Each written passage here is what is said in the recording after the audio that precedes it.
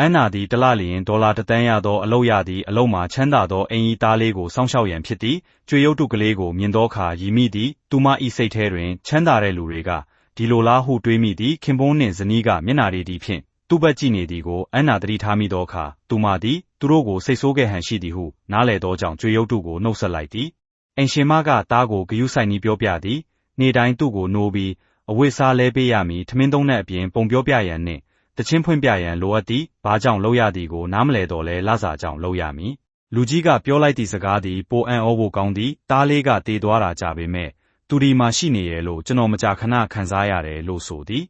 ညအချိန်တွင်အန်နာသည်အခန်းထဲတွင်ဇနီးမောင်နှံကကြွေရုပ်တုနှင့်တီးတိုးပြောနေသည်ကိုခိုးနားထောင်မိသည်အပြင်မှာရက်နေရဲ့အန်နာကိုတွေးတော့လူကြီးကတကားပိတ်လိုက်သည်ထူးဆန်းသောအပြုအမူသည်အန်နာကိုစိတ်ရှုပ်စေသည်အိမ်ရှင်မထွက်လာပြီးသားလေးသည်သူမကိုအလွန်နှစ်သက်ကြောင်းဆက်လက်ကျူးစိုက်ပေးစေလိုကြောင်းပြောသည်ထိုအချိန်မှစအန်နာသည်တရားဝင်စတင်နေထိုင်လာခဲ့သည်